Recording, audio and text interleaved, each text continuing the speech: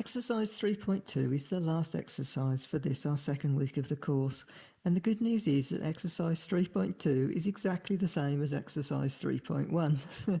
That's right, I'd like you to do a second week loading the whistle. With recall training in particular, we're not aiming for a rational, well thought out decision from our dog. We don't expect him to make a moral choice about coming back when he's called. What we want from the dog is an unthinking reaction to a cue in all manner of situations. Getting that reaction takes some time and effort, and the finished product is an automatic trained response. And that's why we're going to condition the whistle for another week to really embed the sound of the whistle in our dog's mind as being associated with the absolute best food in town. We're making use of a type of learning known as classical conditioning or associative learning, but by any name, quite simply, it is learning by association.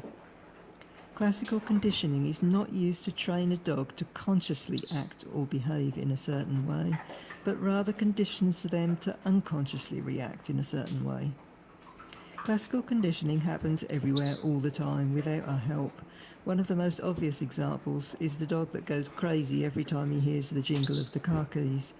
A set of keys by itself has no special meaning for dogs, but when those keys are linked with going for a walk, they can trigger as much excitement as the walk itself.